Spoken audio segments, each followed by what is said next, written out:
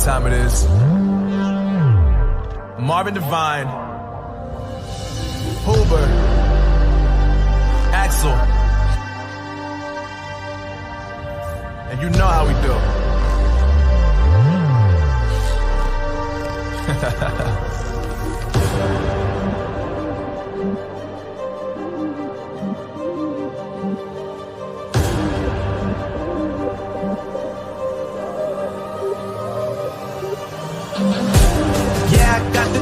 Yeah, I got the juice. Big game cool, make them look like cool. Always play it cool, that's the biggest rule. Forget what they doing, keep on doing.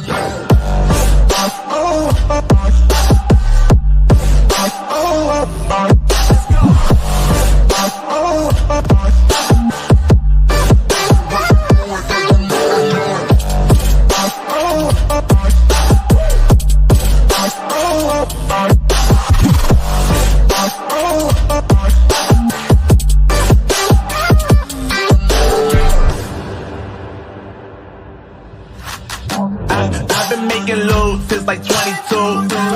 Ask me how I made it right here in the booth. I'm always pursued cause of what I pursue. That's greatness, yeah, I gotta make it, I got things to lose. Boy, just wanna get in my crew, but you can't get in my crew. Me, Axel, and Huber, way too fireable. When this joint drop, that is called the truth. And when you hear the drop, better raise the roof. Better raise the roof. You already know what happens when we link up. Let's go.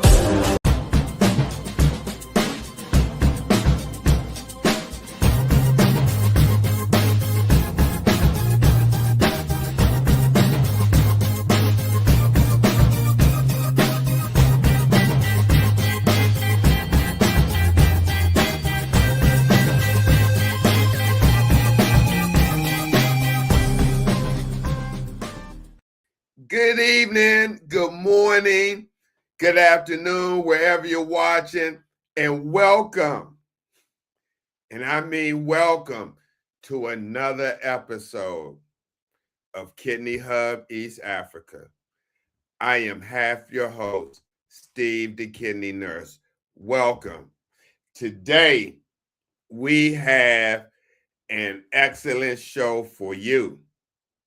And in fact, if you're watching from East Africa, you're going to want to stay and watch this show, especially if you're a kidney warrior. Wherever you're watching from across the waters and you undergo kidney dialysis, you're going to want to see this show. If you never heard of infection control, you're going to hear about it today. Our topic today is infection control in the dialysis clinic. What you should know. And help me talk about this, and my co-host who also undergoes kidney dialysis is none other than Moses Kennedy, aka the Kidney Ambassador. So let me give my co-host a warm welcome all the way from Kisumu, and I may have said that wrong, but Kisumu, Kenya.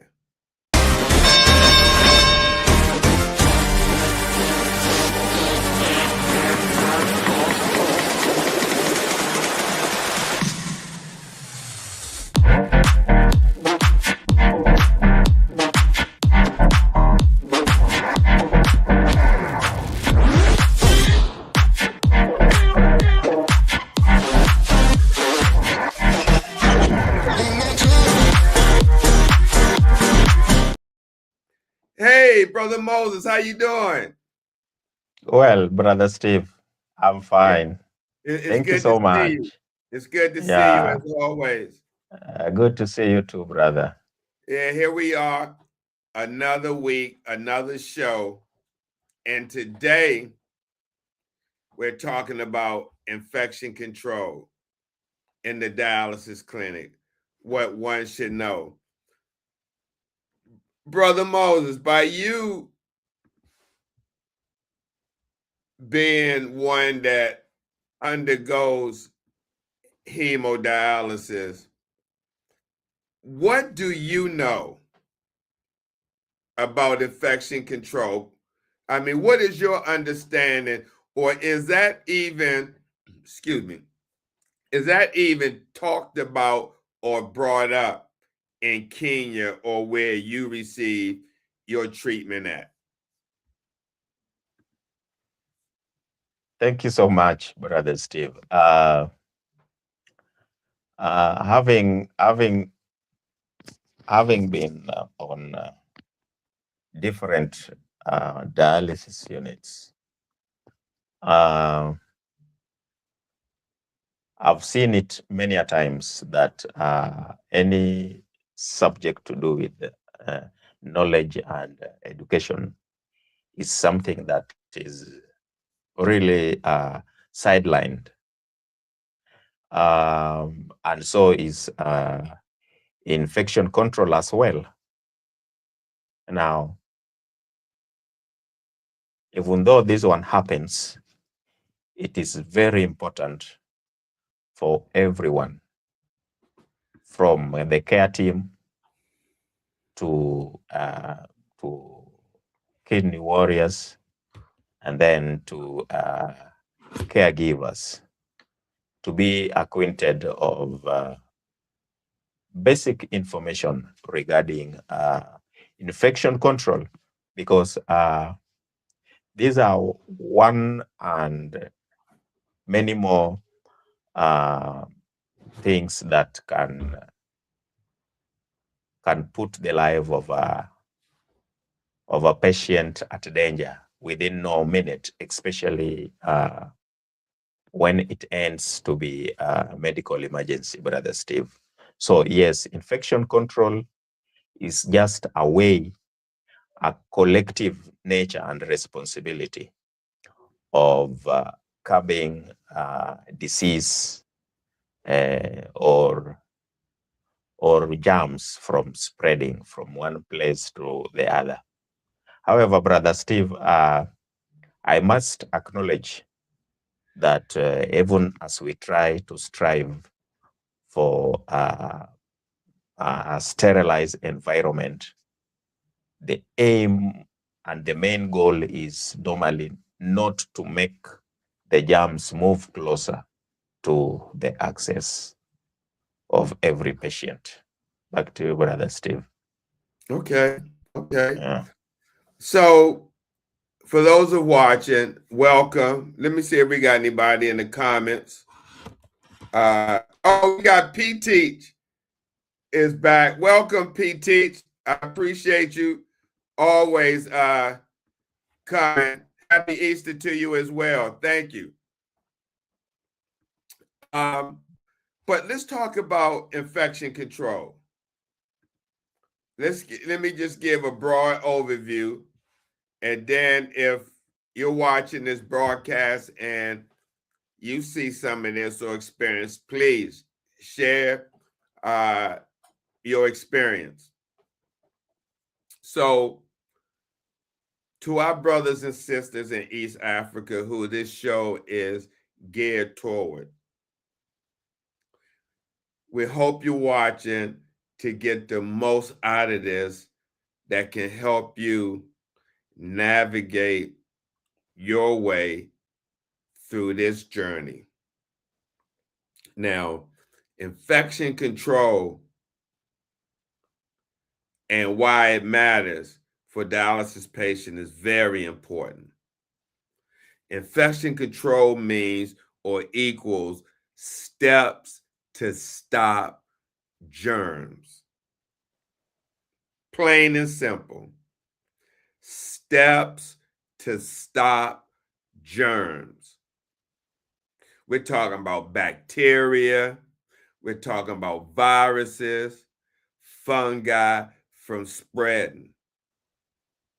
Now, this is real. This is real. And Brother Moses can tell you that he's been hospitalized. He's been hospitalized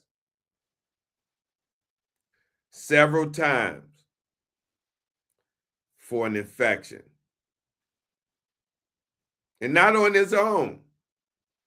It could have been caused by healthcare workers not washing their hands when they changing his dialysis catheter dressing.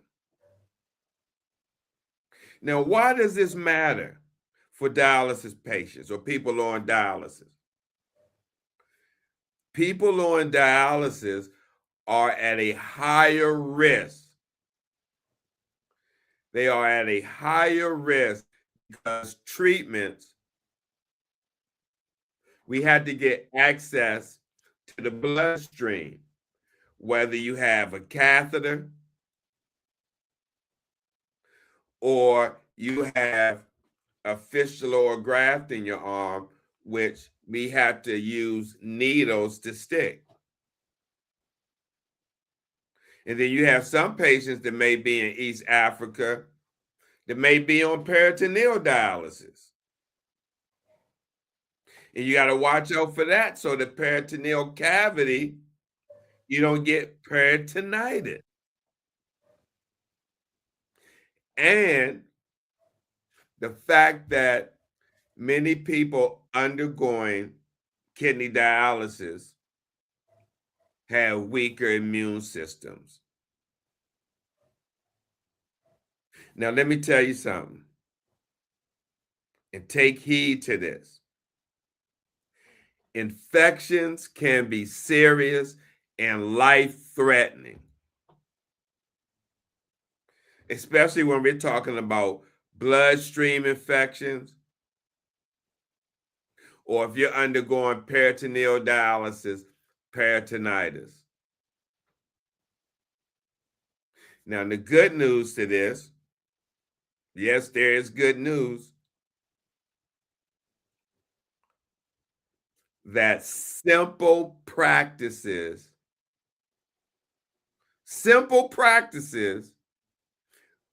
reduce the risk of infections. Brother Moses, anything you'd like to add to that? Oh, yes. Simple practices reduce the risk, and those practices must not be undermined, however little or small they might look like. Something like washing hands from one patient to another, Brother Steve. Yes. All right, that's all you got for that? Okay, Brother Moses, before I go on to put up some practical prevention steps for all dialysis patients, let me just share something on screen.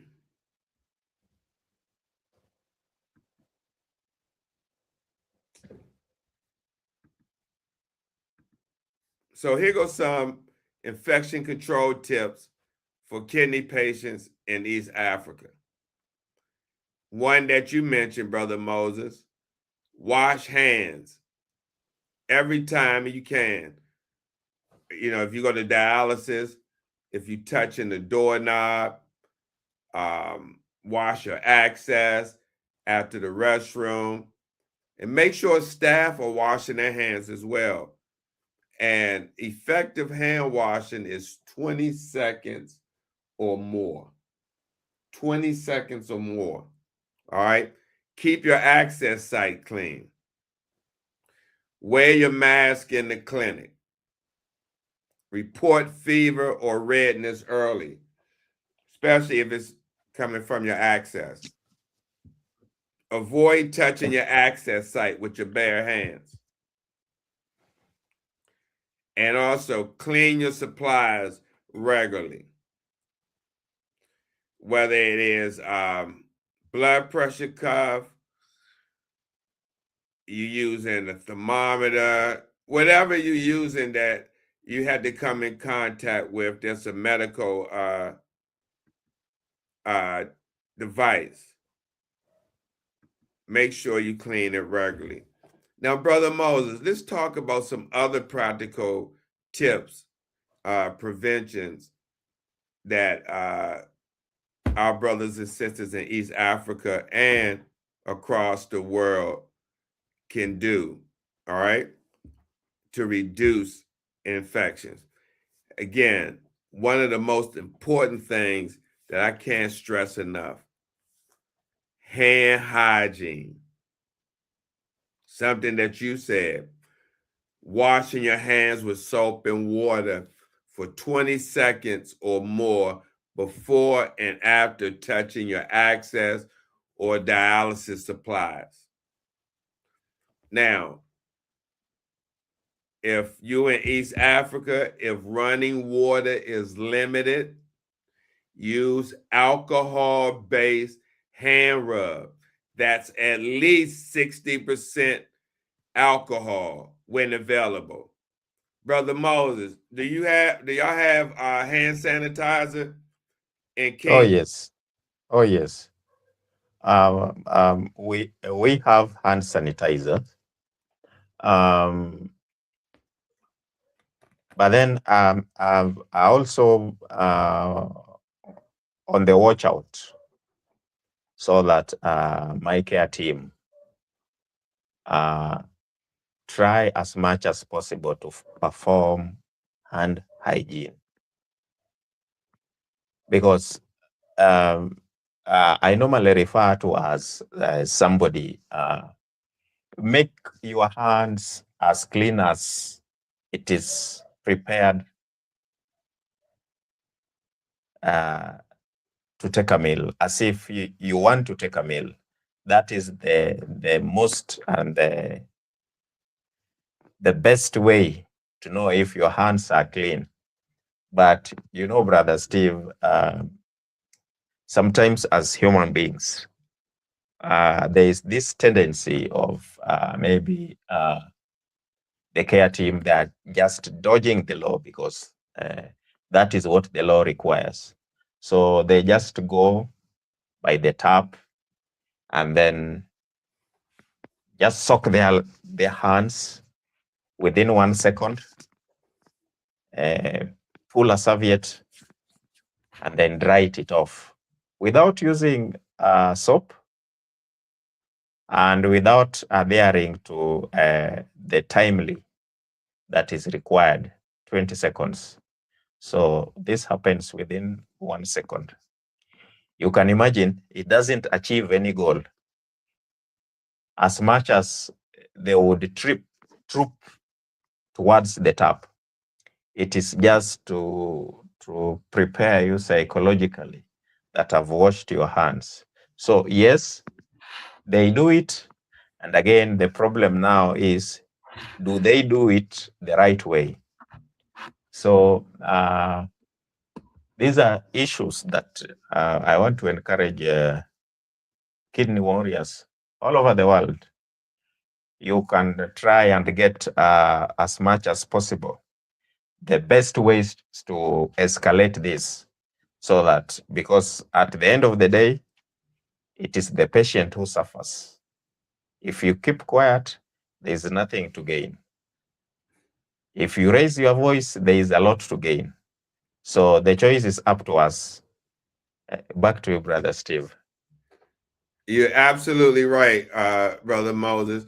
However, let me ask you, I'm not sure how systems are run over in Kenya when it comes to dialysis. So if one goes to dialysis, say at your facility, and they speak up and say they see somebody not washing their hands, a staff member, or using hand sanitizer, and they say something, are there repercussions for someone speaking up?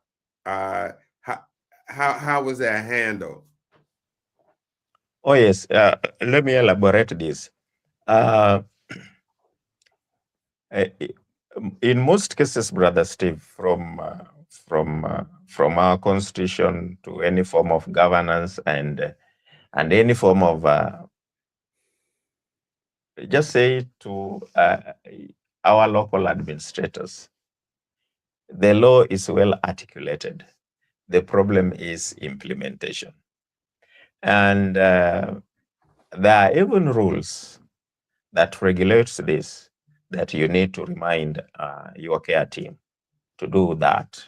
But then you see, sometimes in a case of public hospitals where there is a lot of corruption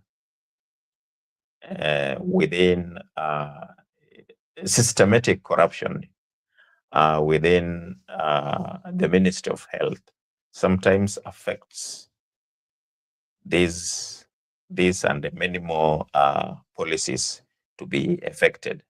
Number one, you realize a hospital might lack sufficient supply and more so crucial consumables like gloves, and then the taps are running dry, no soaps provided. Even if it provided, it works for a few days and it is over. So sometimes even as much as one wants to question all this, then you see you are sort of clipped. So in that scenario, that is scenario one. But there are cases where the healthcare decides to choose negligence. So we must also talk about that.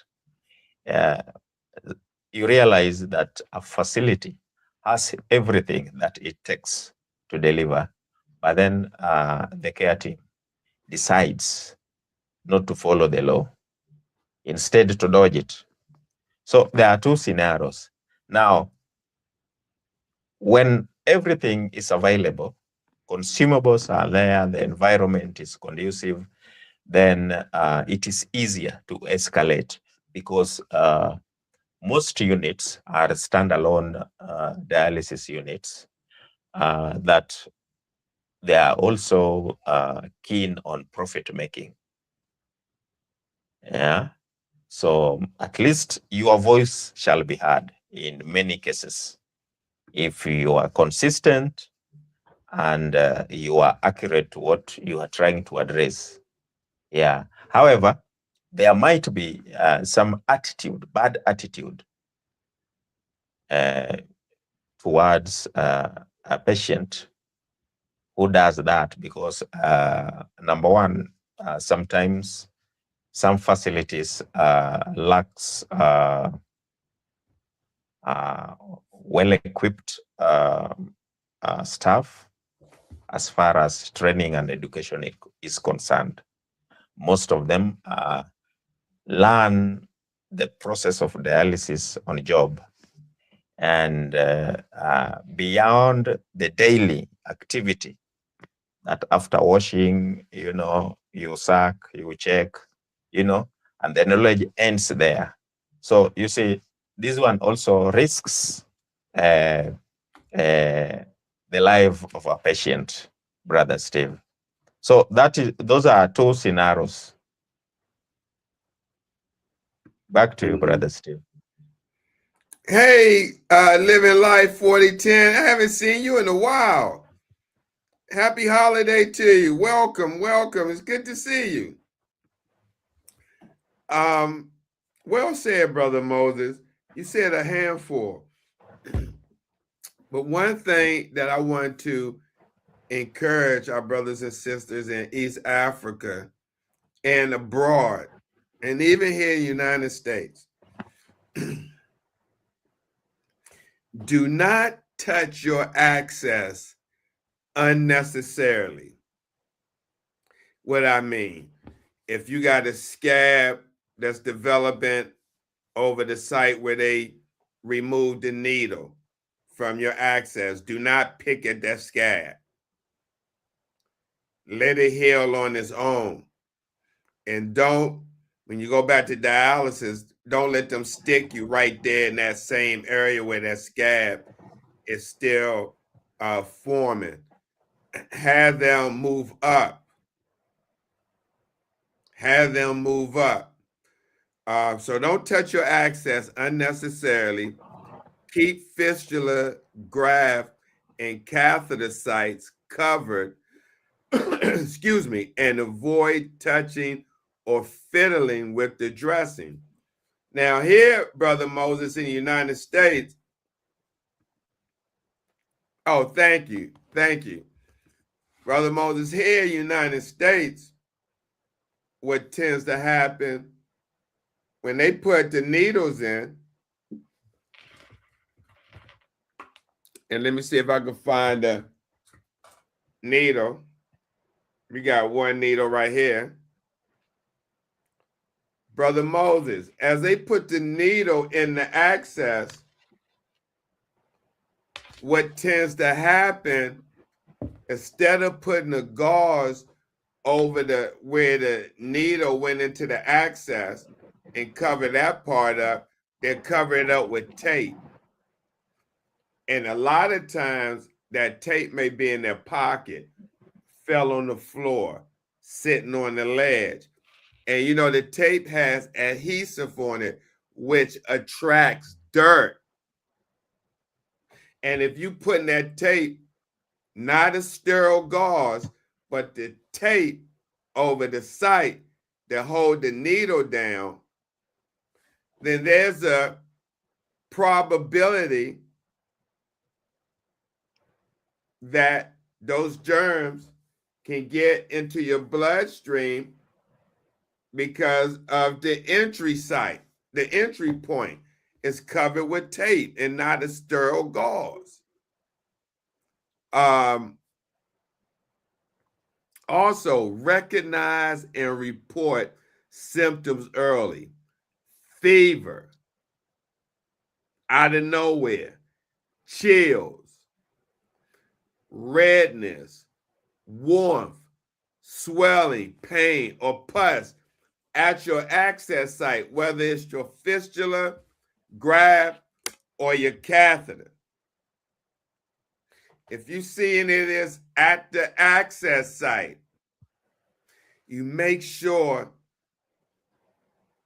you let someone know right away. Brother Moses, anything you want to add to this before we move on? Not much, Brother Steve.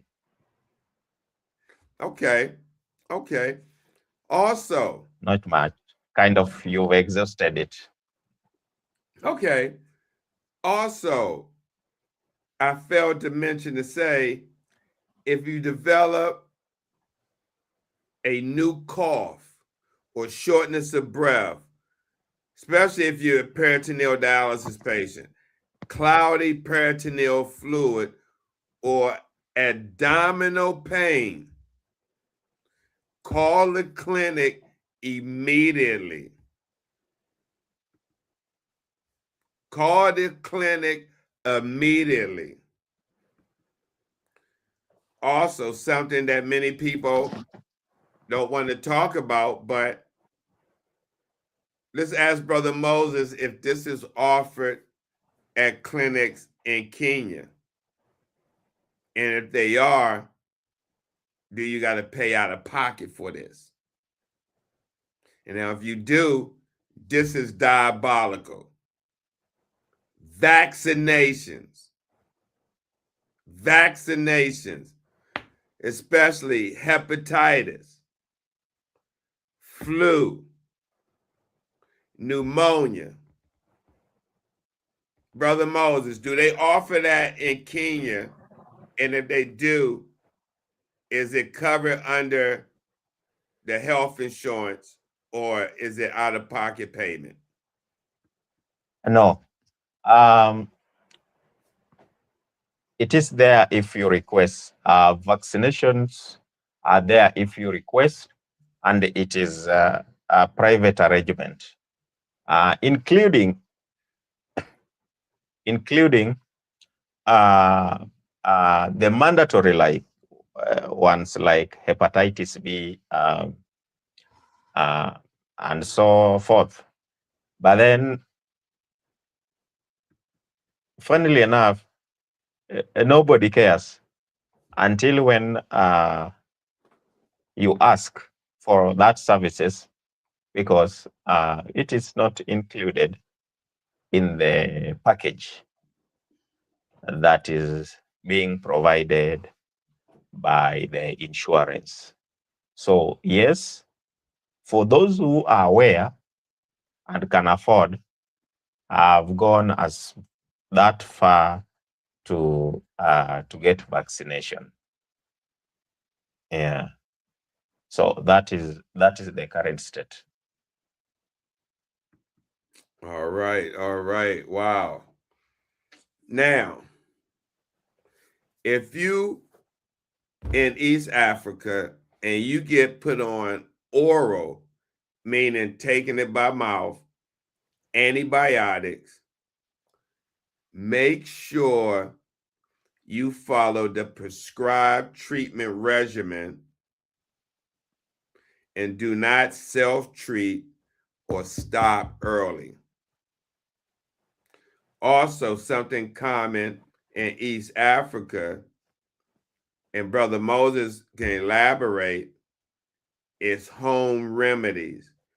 Avoid traditional or home remedies on the access sites, ointments, herbal paste, unless advised by the clinic. Brother Moses, you right there in the thick of it. Can you speak on that, on home remedies people may put on their access sites like ointments or herbal paste? Oh yes, there is a lot of myth regarding home remedies and self-medication, because people tend to believe in the solutions that can be quick fix, and this is why the herbal space gets in to fill in that gap. However, because of poor awareness, low-income communities, and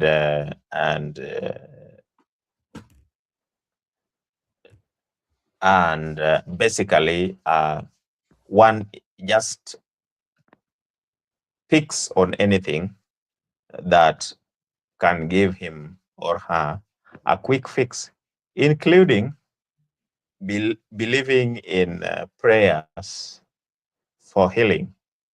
So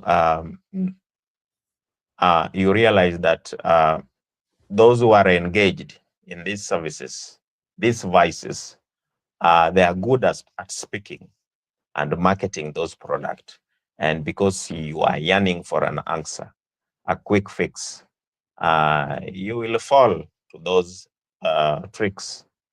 And then thinking that maybe you've been on dialysis for 3 years and you don't see any change. And Brother Steve, funnily enough, there are so many patients who ask me, some even call me kidney specialist. I was just getting a message right now that about some topic, and the guy was referring me to kidney specialist.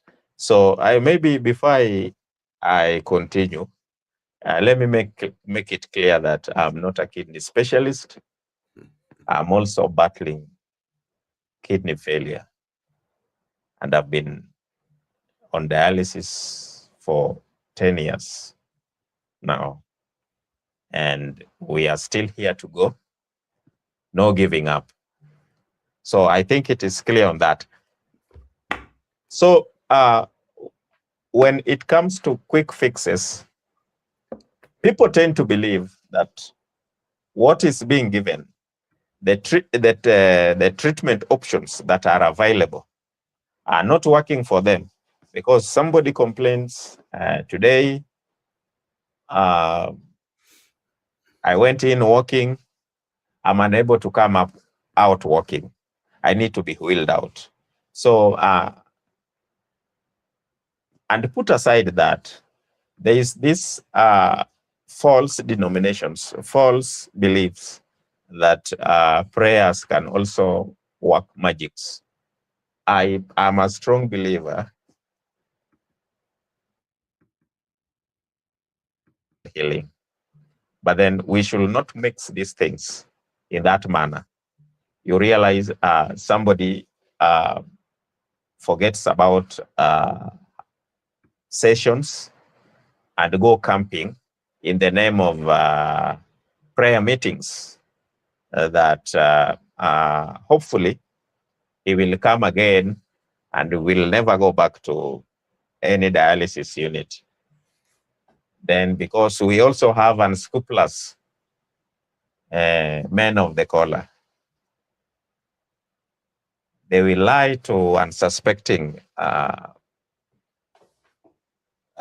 believers in the name of religion that prayers are enough to heal them. And you see, somebody comes in hospital the other day, was just nice, nothing has happened. He missed 2 sessions. He's almost getting rushed to ICU simply because of such reasons. So, Brother Steve, I think about herbal medicine and maybe alternative medication and self-medication, we just need another topic altogether, because this is where the problem really lies also in majority, because of lack of information. I Back to you, agree with Brother you on Steve. that. I agree Yeah. with you about the lack of education and information. Absolutely. Now, Brother Moses, let's talk about some tips that we can share for our brothers and sisters in East Africa that undergo in-center hemodialysis. This is what they can do. 1, observe staff practices. Staff should clean hands, wear gloves, and change them between patients. If you see lapse, politely ask, Brother Moses, have you, in your experience, have you seen any staff move from one patient to another with the same gloves on? Oh, yes. I've seen so many occasions. I've seen in some places whereby the entire session ends without the healthcare provider washing hands. I've seen also that. So you can see how grievous it is. Wow. And they do it. Yeah, they do it comfortably. But wait and see. That time when they are going to take patients, do they maybe say a meal. anything about it? Sorry? Do patients say anything about it? Yes. For very few who knows what should be happening, we'll talk about it. But the majority who comes fall asleep until the 4 hours is over without knowing whether he gets quality dialysis or not. Okay, wow. Also, another tip, keep the access on free. No blood pressure, No getting blood from your access arm or tight clothing on the fistula arm. If you got a catheter, which is right here, catheter care, keep dressing clean and dry. Keep the dressing on your catheter clean and dry. Cover the catheter. If you're going to shower, you make sure you get a shower protector. They sell them on Amazon. Cover the catheter when showering. Also, report any drainage, loosened sutures, or foul smell that may be coming from your catheter. Also, ask about clinic safety, how machines, water, and tubing are disinfected, how staff and patients are screened for hepatitis, HIV, and whether staff are vaccinated.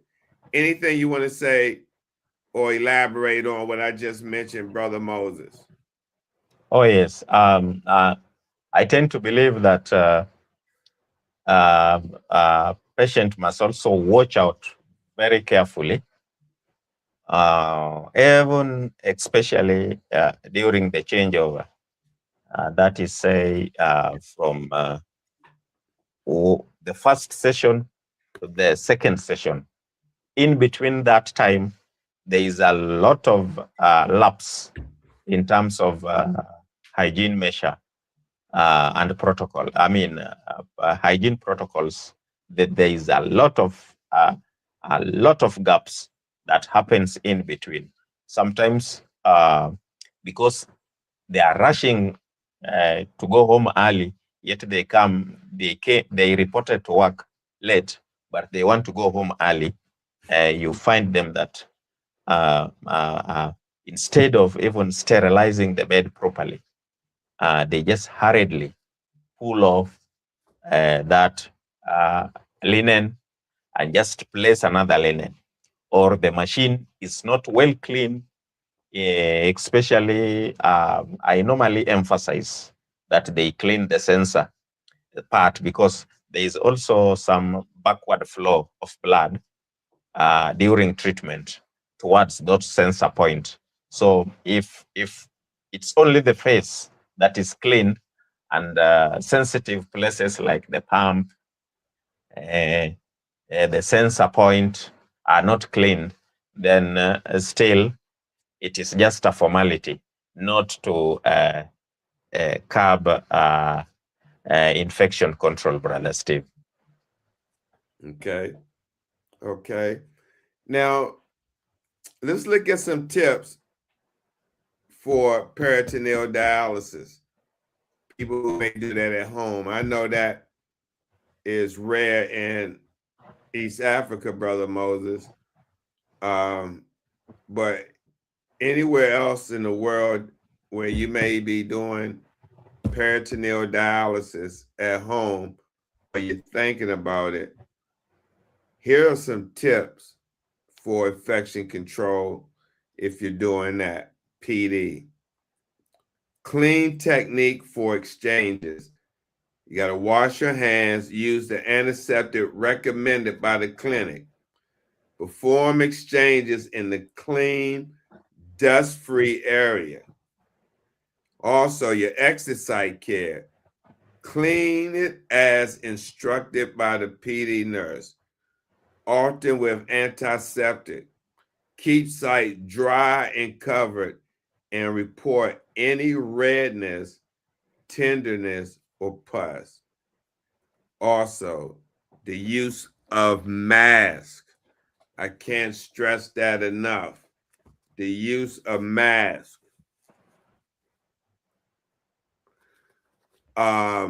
Wear a mask for exchanges if it's advised. Also, especially if you have a cough or you are in a dusty environment. Storage. Keep PD supplies in a clean, dry area and off the floor.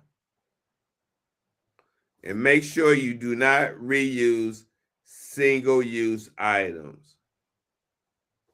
Now, Brother Moses, you may be able to elaborate on this, but let's talk about low resource and East Africa specific advice when it comes to the resources and how some of it are scarce. Water scarcity. Use soap and the cleanest water you can for hand washing. Also include alcohol hand rub as a substitute when water is scarce. Is that sometimes the case in Kenya or some parts of East Africa where the water is scarce? Absolutely. And sometimes the water can be available, but the taps, the plumbing works is not up to date. So those challenges are commonplace here in Kenya. And I believe the option you also provided over there, that alcohol-based hand sanitizer can be used to rub your hands properly in places where there is absolutely limited resources. So yes, the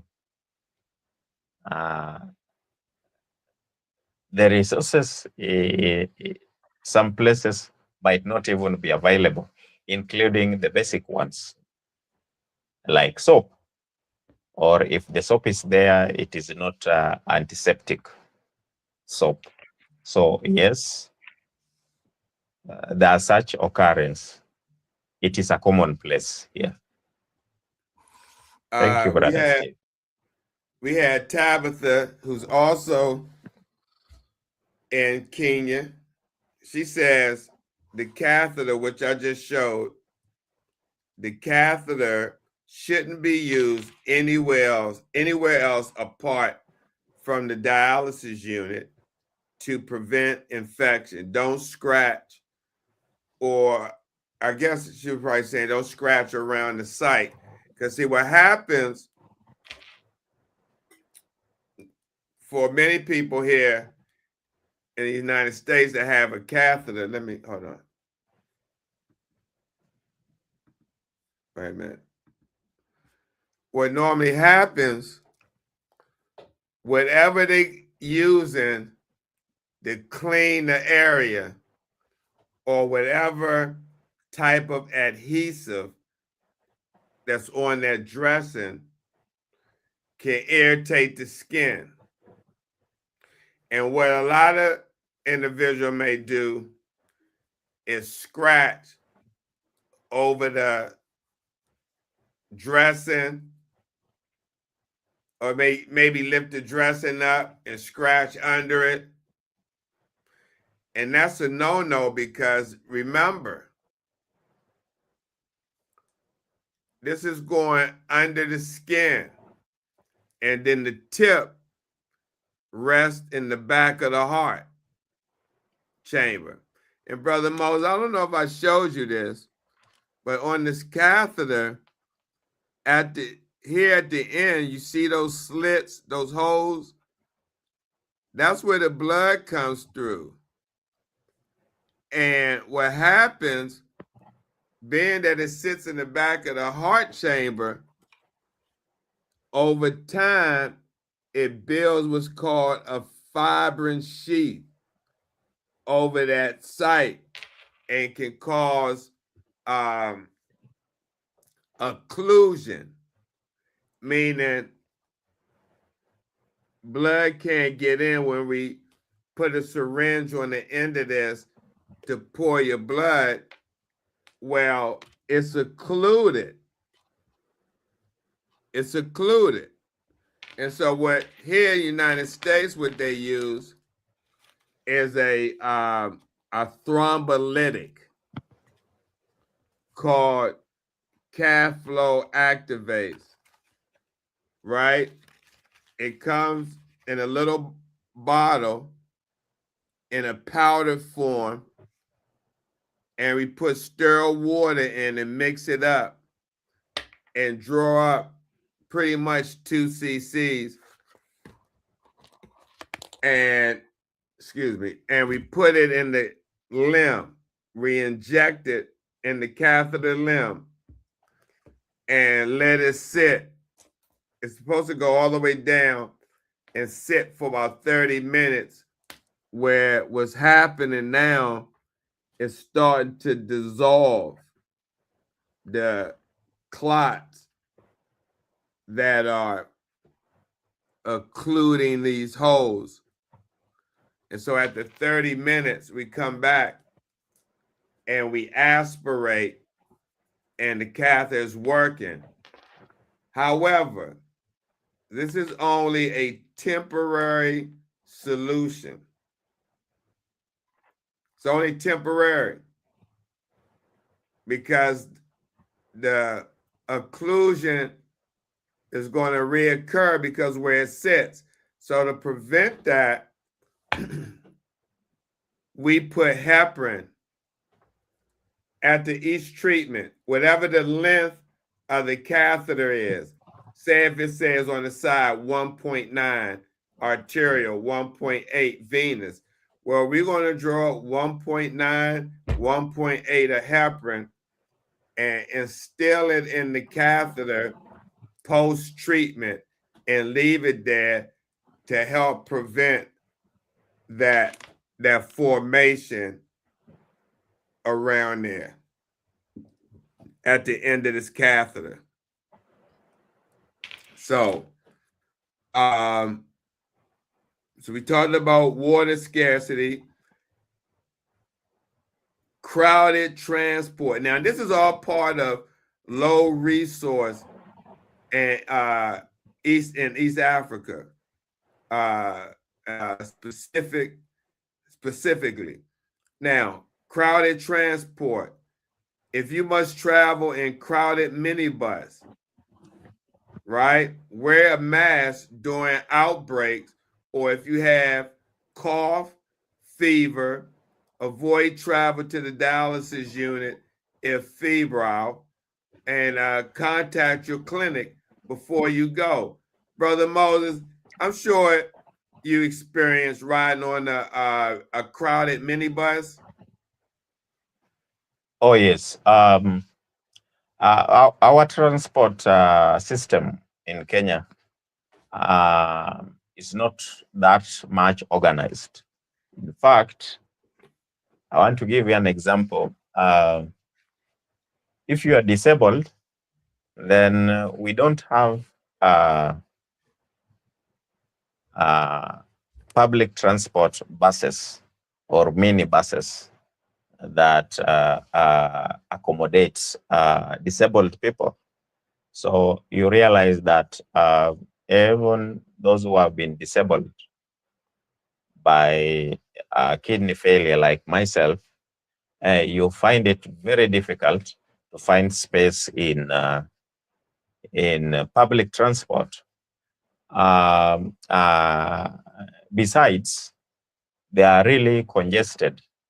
There is mad rush in getting boarding and offboarding, you know, because they are also chasing for clientele. The more trips the bus goes, the better, because they maximize profit on that. So yes, besides being congested, there are so many other challenges that warriors might face. And even if you opt to take a motorbike, taxi, that is, we call it border border.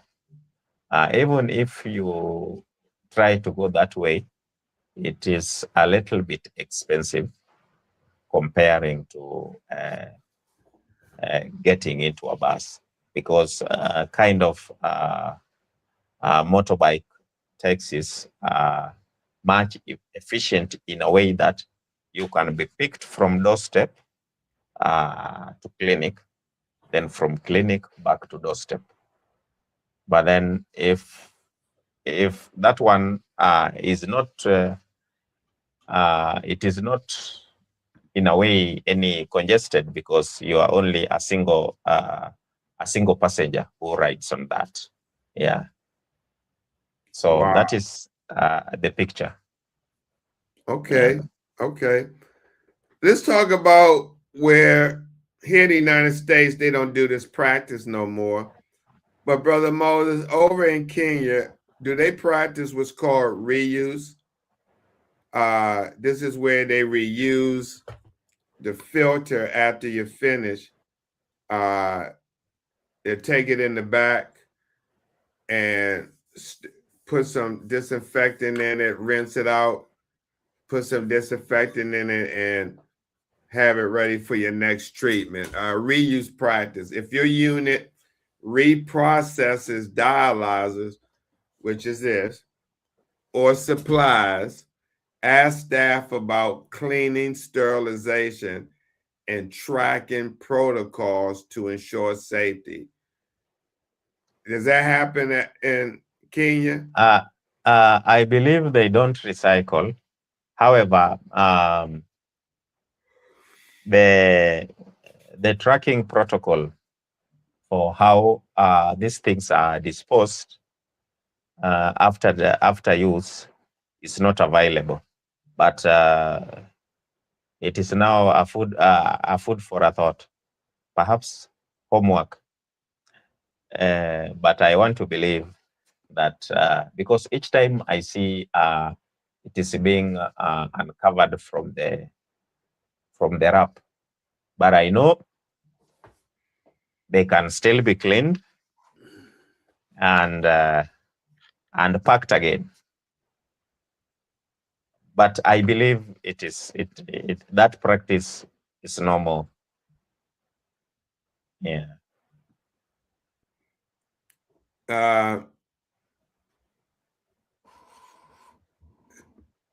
Brother Moses, you want to answer this? From P Teach, any list of ways on how to communicate with staff tactfully, afraid of backlash or tampering with my labs? Yes. I mean, I'm sure you're outspoken. How do you get your point across tactfully to staff to avoid any type of repercussion or retaliation? This is a very good question, Pitich. There are ways you can speak, you can communicate politely, but very consistently. For example, if you want to address the issue of hand sanitization properly, then you wait and then respond immediately on site.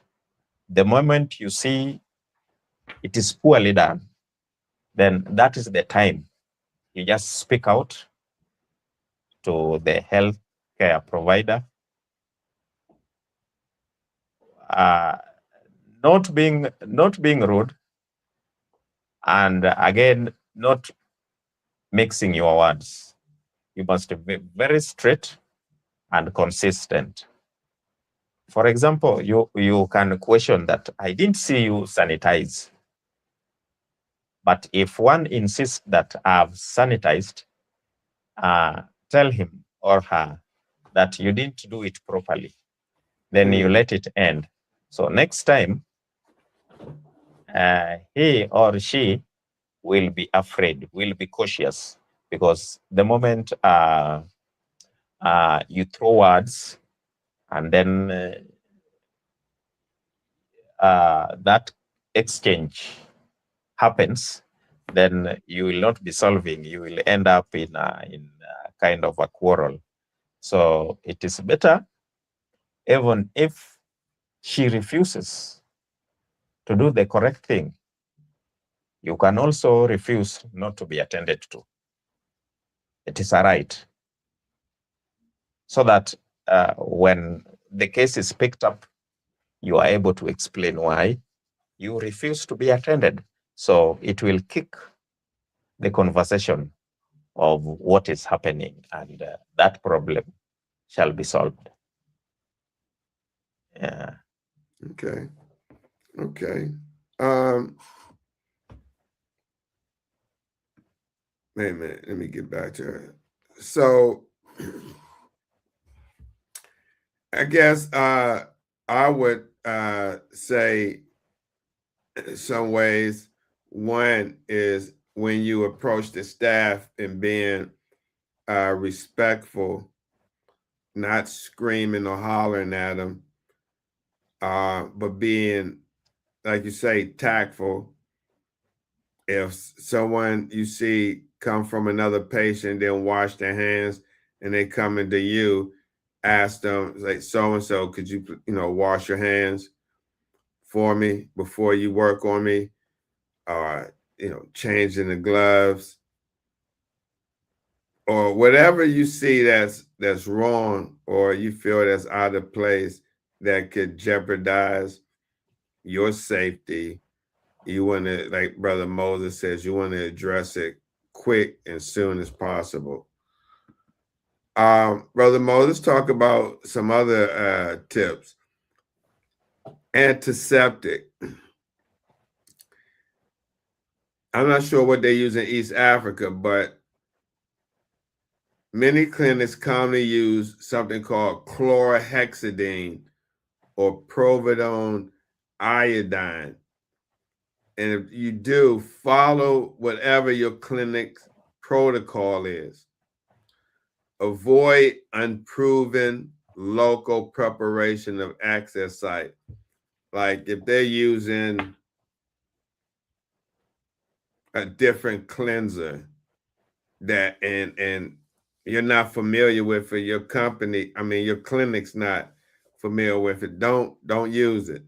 Sometimes you got people come from other units and bringing supplies with them.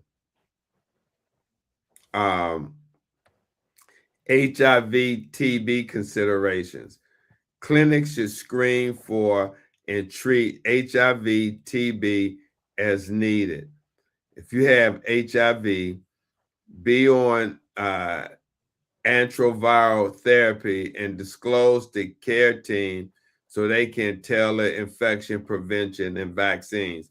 Now, Brother Moses, how does that work in Kenya when it comes to people on dialysis that may have HIV or Hep C or even hepatitis B?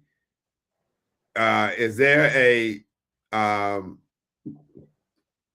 isolation room, or do these individuals dialyze in the same general population as other patients? The policy is that each facility should have isolation room. But now isolation room will definitely means that a separate nurse technician, a separate machine, and a separate room. Now, for a public hospital, the policy is affected because that is where the private hospitals and facilities refers patient to government hospitals, because the government is able to allocate that isolation room. But then in a private setup, most of them do not have isolation room. So when a new patient is admitted, then he must do triples. That is hepatitis B, HIV, those kind of tests, so that they get to verify that, including HIV, they get to verify that you can be placed onto any machine. Because at the back of our minds, the private sector is purely on, they are keen on profit.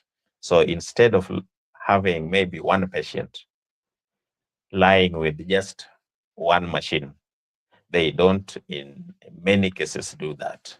So they normally refer to public hospital. So yes, there is a isolation room policy that is effective here in Kenya. Yeah.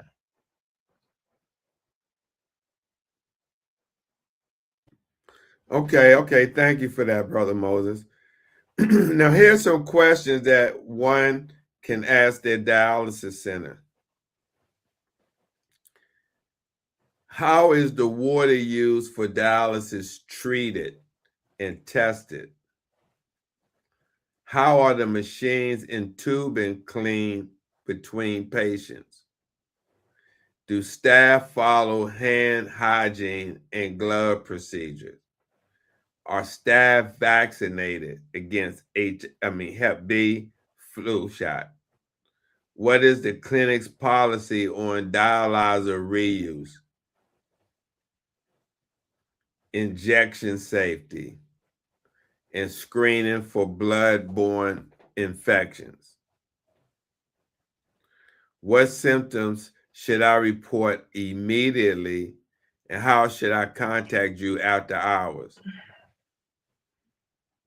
Also, here goes some signs that require urgent contact with your clinic or doctor. With your clinic or hospital. Fever, chills, redness, swelling, increase in pain or pus at the access site. If you're on PD, cloudy PD fluid or severe belly pain, and sudden shortness of breath or feeling unwell. Brother Moses, anything you want to elaborate on? We're over our time, but I'm about winding down. Oh yes. Regarding any signs or abnormalities regarding access or any discomfort within the lower abdomen, if you are on PD, must be reported appropriately to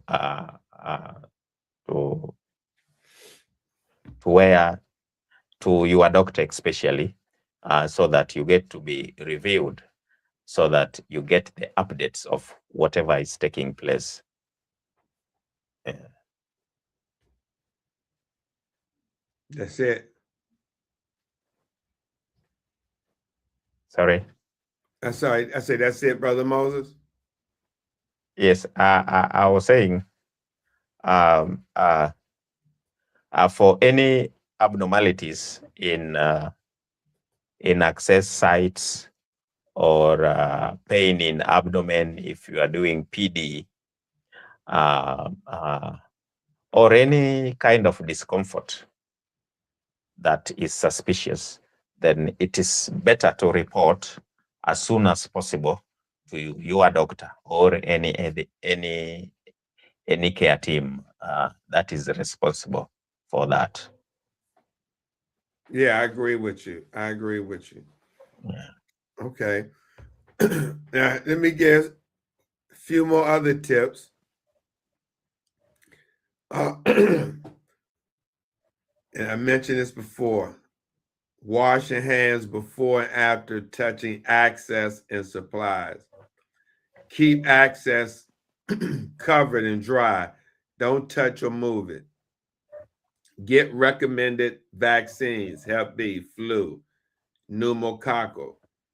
Watch for fever, redness, pus, If you're on PD, cloudy PD fluid, call the clinic. Also, ask your unit about water and machine cleaning, staff hygiene, and reuse policies. Now, one final note. These tips and advice are general and practical for our brothers and sisters in East Africa. As always, follow the specific instructions from your dialysis clinic or home health care provider. And with that being said, we are at the end of our show. We've been on an hour and 12 minutes. This was a great topic. Thank you, Living for Life 4010. We appreciate you, excuse me, coming by. We've been off the air for a little bit, but we started back last Sunday. So thank you for coming by. So, yeah. Brother Moses, as we get ready to end our broadcast, do you have any departing words you would like to say? Oh, yes. I want to thank everybody who has tuned in, and even those who have not tuned in today. If you go to Steve the Kidney Nurse YouTube channel and the Figure Initiative Facebook page, you'll be able to follow the discussion, and hopefully you will learn at least something new. And secondly, lastly, I want to assure our viewers that we strive to provide the best. And we just started last Sunday, and hopefully there are more to come. Thank you very much. My name is Moses Kennedy, and I have been your co-host. Thank you so much. All right. Thanks, Brother Moses. Yeah, we definitely look forward to doing this. We just need the audience to come and listen to get the information. They can always go back and see the rebroadcast of the show, but we like to answer questions in real time while folks are watching us. So with that being said, we see everyone next week with another new episode, and hopefully we can have a small crowd to engage and listen and learn to the information we have for you. With that being said, thank you everyone for watching. We definitely appreciate you. Brother Moses, has been a great broadcast. We did have a few people watching today, so I'm happy with that. And with that being said, I'll see you next Sunday. Take care of yourself during the week. Have a safe treatment on Tuesday, right? You go back for treatment. Have a safe treatment. And we'll see everyone soon. Thank you, everyone, and have a great evening. Brother Moses, have a good evening. Same to you, Brother Steve. Be blessed. All right. Great. See everyone later.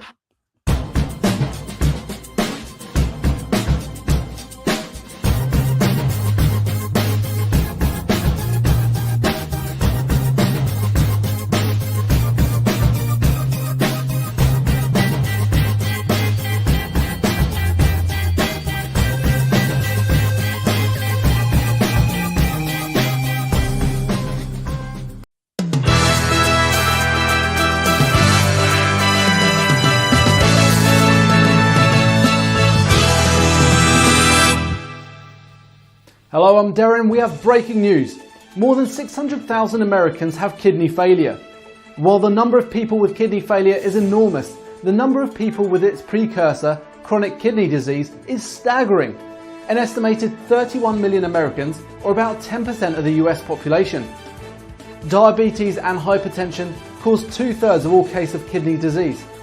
1 out of every 3 Americans is at risk for kidney disease, and kidney disease is now among the top 10 causes of death in the United States.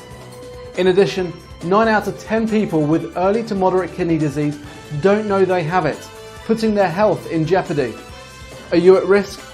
For more information, contact urbankidneyalliance.org. The life you save may be yours.